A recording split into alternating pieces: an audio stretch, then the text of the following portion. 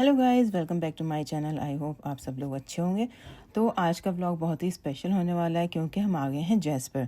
और जैस्पर आना हमारे लिए ऑलवेज एक्साइटिंग होता है, लेकिन इस बार थोड़ा और स्पेशल था बिकॉज मौसम भी अच्छा था और हम लाए हैं अपना पॉपअप कैंपर। और ऑनेस्टली गाइज, अगर आप नेचर, माउंटेन, पीसफुल प्लेसेस और थोड़ा सा एडवेंचर पसंद करते हैं ना, तो विस्लर में स्टे करके कैंपिंग करना और फिर जेस्पर को घूमना, इट्स रियली अमेजिंग।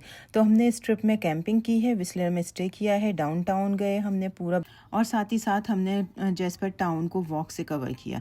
तो जैसे भी आप जेस्पर नेशनल पार्क में आते हैं तो सबसे पहले आपको जाना पड़ता है यहाँ इन्फॉर्मेशन सेंटर में। यहाँ पे आप अपना कैंप साइट, वैसे ऑनलाइन आपको पता होता है, लेकिन यहाँ पे जाके इन्फॉर्मेशन लेना फिर भी अच्छा है क्योंकि आज इन्होंने बताया हमने कि यहाँ पे एक बेयर प्लस 2 कब्स के साथ देखा गया है, लेकिन अल्हम्दुलिल्लाह कोई किसी को हार्म नहीं किया। और ऑनेस्टली कैंपर में कैंपिंग करना ना, ऐसा लगता है जैसे आप अपना छोटा सा घर अपने साथ मूव कर रहे हैं। और विस्लर कैंप ग्राउंड की सबसे अच्छी बात यह है कि वाइल्ड फायर के बाद जेस्पर में जितने भी यहाँ पे वॉशरूम हैं, जितने भी किचन एरिया हैं, सबको दोबारा से रीबिल्ड करा गया है। और मैं आपको दिखाऊँ यहाँ पे कितने क्लीन और स्पेशियस वॉशरूम है। वॉशरूम अलग है प्लस शावर एरिया जो है वो अलग है। तो अगर आप कैंपिंग इस वजह से नहीं करते, आपको लगता है कि यहाँ पे शावर रूम या वॉशरूम नहीं होते, तो आप विस्लर में एक बार ज़रूर ट्राई करिएगा। और साथ में इसका सिंक एरिया भी अलग है, वो मैं आपको दिखाऊंगी। पहले हम लोग अपना ये जो पूरा कैंप साइट है इसको सेट कर लें। तो इस तरह से एक कैंपिंग बेंच होती है, साथ में मिलता है हमें एक फायर पिट। यहाँ पे हमने ला के अपना कैंप रख दिया। अभी हम आए हैं 5 बजे हैं और देखें कितना सुकून है, मतलब पहाड़ों में अलग ही सुकून होता है। और उसमें साफ से लिखा है कि you are in the habitat of bear. तो अब आपको थोड़ा सा ध्यान रखना है, हम लोग हमेशा बेयर स्प्रे जो है वो साथ लेके चलते हैं। तो बस यहाँ आने के बाद हमने अपना पॉपअप कैंपर को सेट किया, उसको खोला और थोड़ी सी चाय बनाई हमने। और यहाँ पे हम देख रहे थे कि यहाँ पे कौन कौन से वाइल्ड एनिमल यहाँ पे हमें देखने को मिल सकते हैं। और उसके बाद हमने सोचा कि अभी शाम में तो हम चलते हैं जेस्पर टाउन और डाउनटाउन उसको एक्सप्लोर करते हैं। और ये छोटा सा टाउन है और सच बताऊँ इतना ज़्यादा सुकून है। और जेस्पर की एक ख़ास बात ये है कि ये पूरा सराउंड है माउंटेन से, जहाँ भी आप किसी भी डायरेक्शन में देखेंगे सिर्फ आपको माउंटेन ही नज़र आएंगे।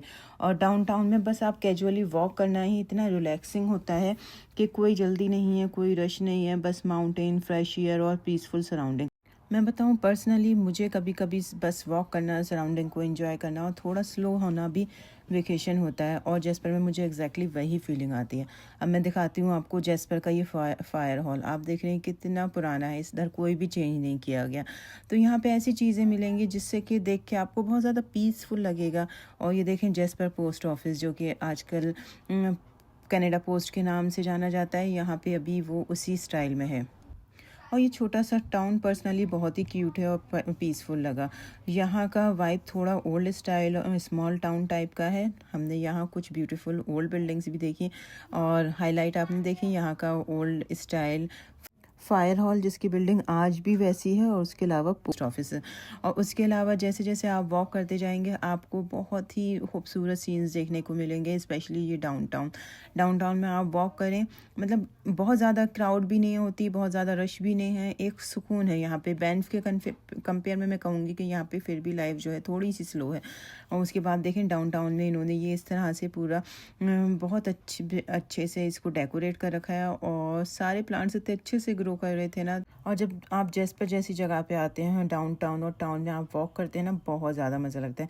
इससे पहले जब हम आए थे तो हमने जेस्पर में बाइक से पूरा टाउन कवर किया था, लेकिन मुझे लगता है वॉक करने से ज़्यादा अच्छा होता है, आप सारी चीज़ों को एक्सप्लोर कर सकते हैं। और साथ में ये एक और हमने नई चीज़ देखी जेस्पर में, वो थी ये सोशल साइकिल। तो ये एक पैडल साइकिल की तरह है और काफ़ी सारे लोग बैठ के इसको पैडल कर रहे थे।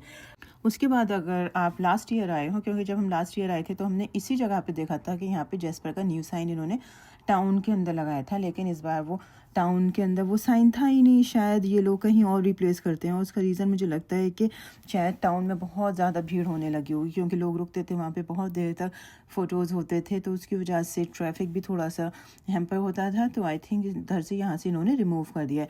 उसके बाद जेस्पर में एक और हाईलाइट है यहाँ की ये पेंटिंग। तो आप जिस भी जगह पे जाएंगे आपको बहुत सारी पेंटिंग्स नज़र आएंगी जो कि बहुत अच्छे से पेंट की गई हैं। बहुत अच्छी क्रिएटिविटी है, जिसने भी करी है बहुत अच्छे से की गई है। उसके बाद ये थोड़ा सा हम डाउनटाउन की वॉक कर रहे हैं।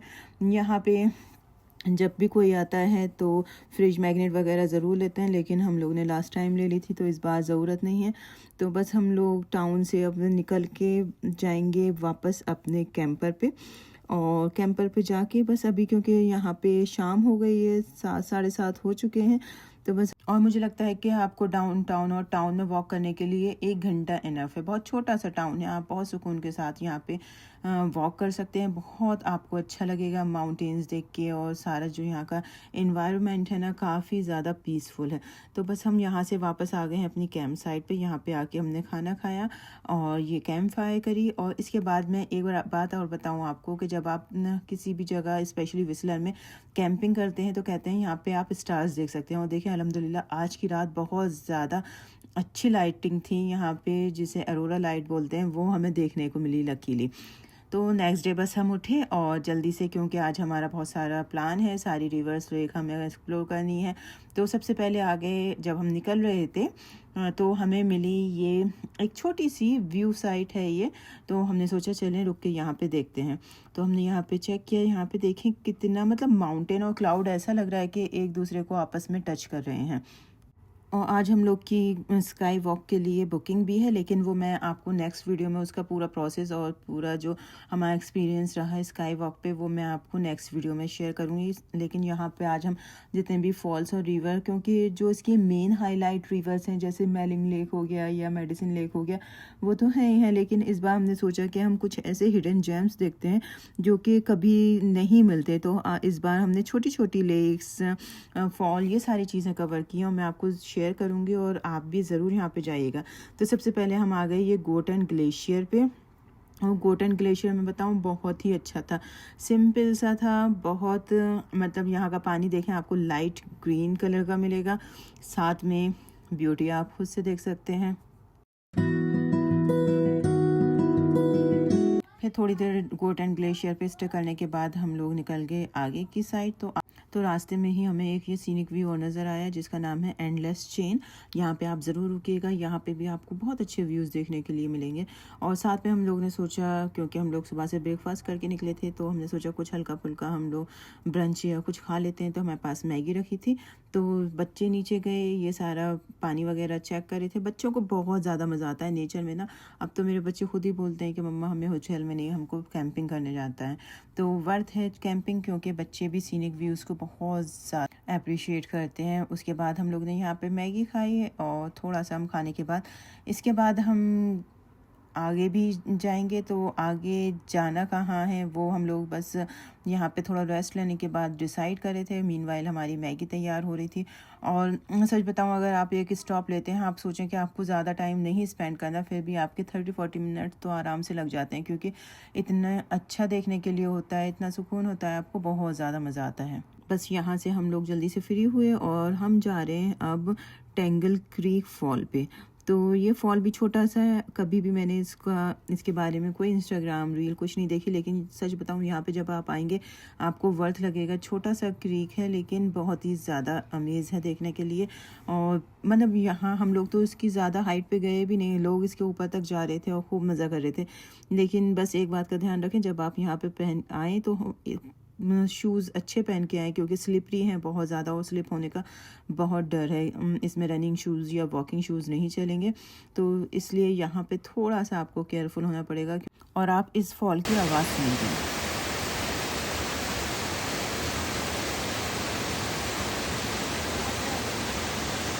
और जब आप जेस्पर के हाईवे पे भी ड्राइव करते हैं ना, तो आप देखें कितना ब्यूटीफुल ड्राइविंग होती है। ये तो मतलब it's like a heaven on the earth, बहुत ही अच्छी ड्राइविंग होती है।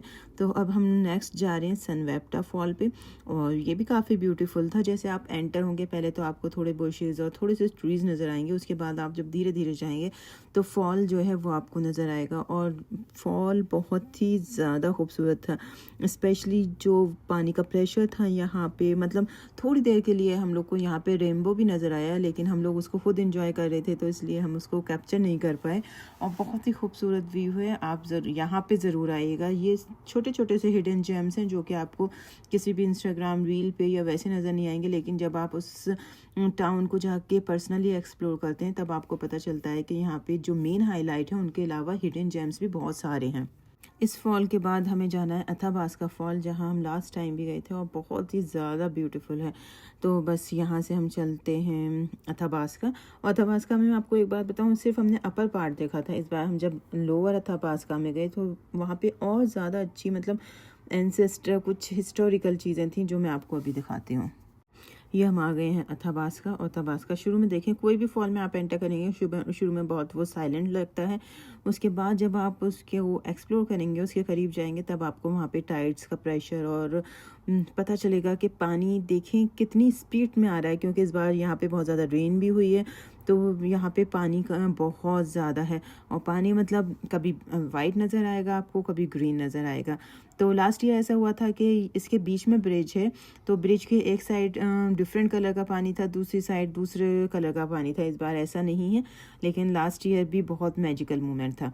उसके बाद ये आप इसको भी एक बार इसकी आवाज़ सुने।